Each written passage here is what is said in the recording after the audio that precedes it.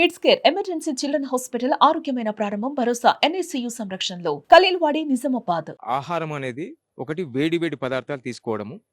రెండోది ఆకుకూరలు ఎక్కువ తీసుకోండి. కొందరికి ఔషధయుక్తంగా పడుతుండొచ్చేది ఈ వంకాయ గానీ, తర్వాత ఆకుకూరల లోపల ఈ పుంటి కూర. ఆంధ్ర సైడ్ బాగా వాడతారు. అయితే మన ఈ సైడ్‌కి కొంచెం ఇది ఉంటది. అంటే వాళ్ళకి తినగానే తెలిసిపోతుంది. నిన్న తిన్న తర్వాత ఈరోజు యాక్టివిటీ ఏందో తెలుసు. అది అవాయిడ్ చేసుకోవాలంతే. అది అందరికి పనికిరాదన్నట్టు కాదు.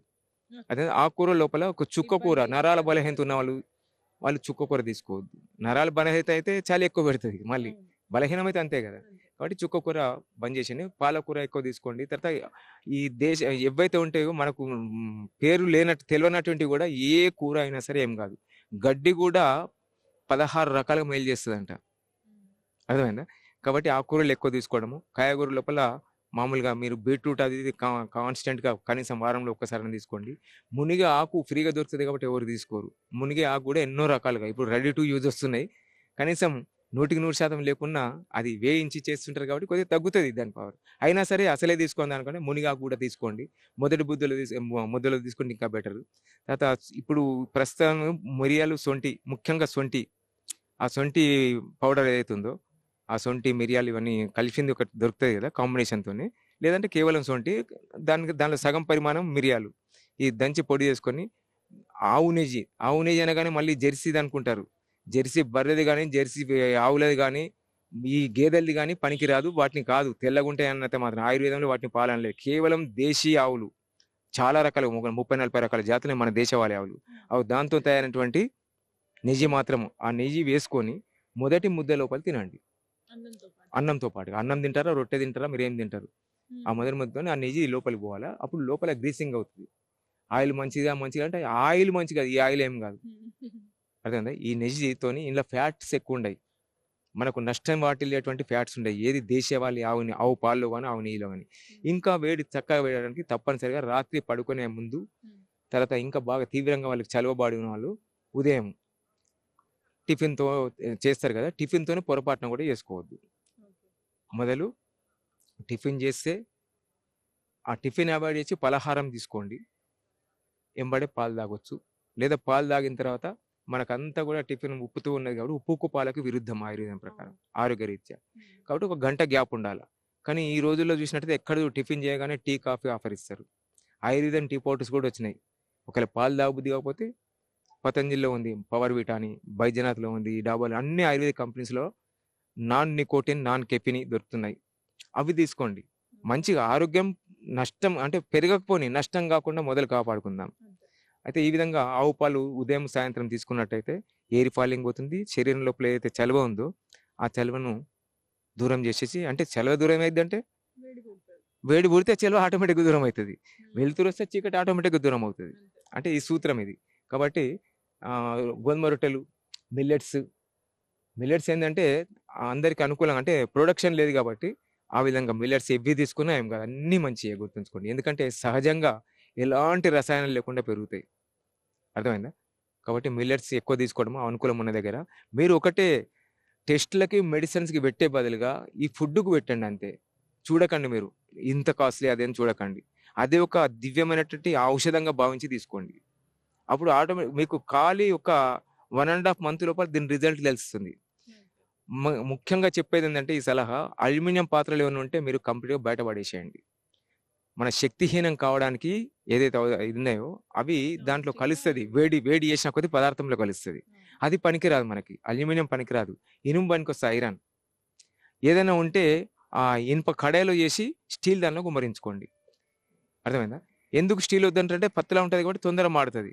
కింద మాడుతది, పైన ఉడకది, మధ్యలో కచ్చపెక్క ఉంటది. ఇప్పుడు అవి గూడా వచ్చినాయి. దొడ్డియి వచ్చినాయి కంప్లీట్‌గా. అర్థమైందా? సర్జికలయి అవి గూడా వచ్చినాయి. అవి గూడా చీప్‌లో వచ్చినాయి. సర్జికల్ అనగానే హిమాయత్ నగర్‌లో ఒకటి ఆయుర్వేదిక్ ఉంటే 9,000 ఒక బౌల్ అన్నాడు. అప్పర్ మిడిల్ క్లాస్ కూడా సరిపోదది. ఆ వంట సామాను అంటే 2, 3 లక్షలు అయితుంది. అట్లా కాకుండా ఇప్పుడు తక్కువ సామాన్యులకు అందే విధంగా కూడా మంచి సాలిడ్‌వి వచ్చినాయి. ఆ! అర్థమైందా? అందులో చాలా ప్రతి స్టీల్ షాప్‌లో కూడా దొడ్డియమంటే ఇస్తున్నాడు.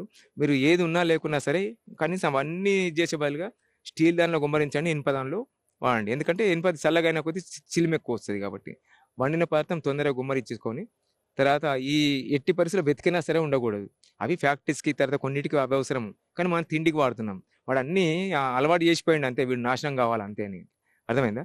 అది ఆ తర్వాత రిఫైన్డ్ ఆయిల్ బదులు purified, double filter, single filter ఇవి వాడండి కాలానుగుణంగా. ఇప్పుడు నువ్వుల నూనె వాడితే నీకు అధిక అంటే ఎప్పుడు కూడా వేడి తగ్గకుండా ఉంటుంది. నువ్వుల నూనె వాడాలా, వారానికి ఒకసారి బాడీకి అప్లై చేసుకొని ఆ తర్వాత సున్నిపిండి పెట్టుకొని స్నానం చేయాలా. ఈ విధంగా ఏంటంటే దీనివలన మజ్జిగ, పెరుగు బదులుగా కొద్దిగా మజ్జిగ తీసుకోవడం, లేదా పెరుగు తినే అలవాటు ఉంటే దానిలో 4 చెంచాలు నీళ్ళు కలుపుకొని అప్పుడు తీసుకోవడం. దాంతో తయారైనటువంటి వెన్న తీసి ఆ నెయ్యి తీసుకొని ఆ నెయ్యి వాడితే చాలా బాగుంటుంది.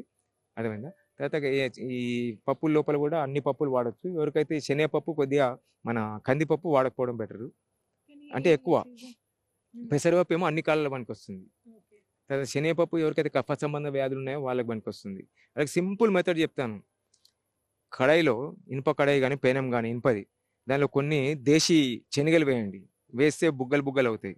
పుట్నాలు కావు, పుట్నాలు అతి వేడితే పుట్నాలు అవుతాయి, బుగ్గలు బుగ్గలు అవుతుంది. అవి ఎవరికైతే బాగా కఫం ఉందో వాళ్ళు ఒక 7-8 టాబ్లెట్ వేసుకుంటారు కదా 3-4 సార్లు. ఇట్లా 3-4 సార్లు ఒక టీ స్పూన్ 2 టీ స్పూన్ తినండి అంతే. విత్ ఇన్ 1 డే లోపల నీకు దాని ఎఫెక్ట్ కనబడుతుంది. కఫం తగ్గిపోతుంది, ఎక్సెస్ కఫం తీసేస్తుంది.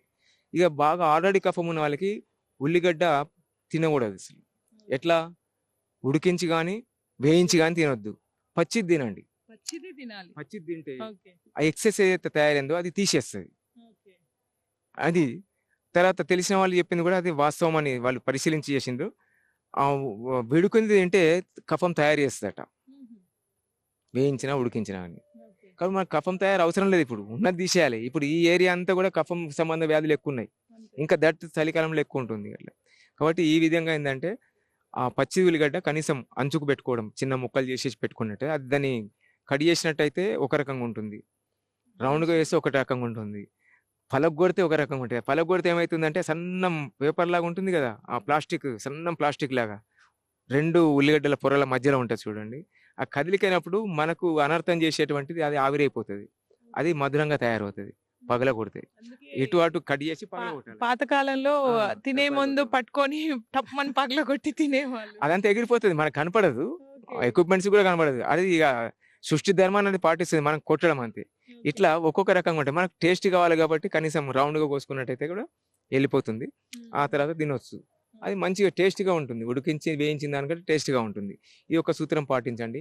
బాగా సివియర్గా బాధపడే వాళ్ళు, ఆస్తమా కావచ్చు, ఇది అలర్జీ కావచ్చు, ఇలాంటి వాళ్ళు ఏంటంటే వాళ్ళు ఇది కంప్లీట్గా ఈ మొత్తం ఎప్పుడు తీసుకోకపోవడము, ఈ 2 విషయాల్ని వీటితో ఉల్లిగడ్డ వేయించడం కానీ ఇది కానీ పచ్చి తీసుకుంటూ వాళ్ళు పచ్చిమిర్చి అవాయిడ్ చేయండి, ఎండుమిర్చి వాడండి. ఎండుమిర్చి కూడా తొడిమ తీసేయాలి, మధ్యలో ఉంచేసి ఇత్తులు రాలిపేయాలి, అవి తీసుకొని ఏరి పడేసేయండి. అట్లా తినలేము అంటే, లేదంటే మిరియాలు వాడడం బెటర్. దానికి మిరియాల కషాయం కూడా ఉన్న ఇబ్బంది దూరం అవుతుంది.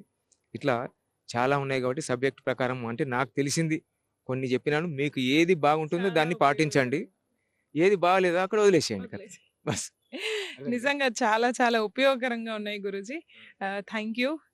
అసలు చాలా వరకు సబ్జెక్ట్ ఇంకా తెలుసుకోవాలి అని ఉంది. మనం ముందు ఇంకా కొన్ని విషయాలు మాట్లాడుకుందాం. విన్నారు కదా, చలికాలానికి సంబంధించి ఈ సీజన్లో మనం ఎలా ఉండాలి, ఏం తినాలి, ముఖ్యంగా ఫుడ్ ఎలా తీసుకుంటాము, ఏం తీసుకుంటామో అంత నిద్ర అండ్ మన దినచర్య కూడా అలాగే ఉండాలి. దాన్ని కరెక్ట్గా చేసుకుంటే మనకి ఏ కాలమైనా మనం సంతోషంగా ఉంటామని గురువు గారు చెప్తున్నారు.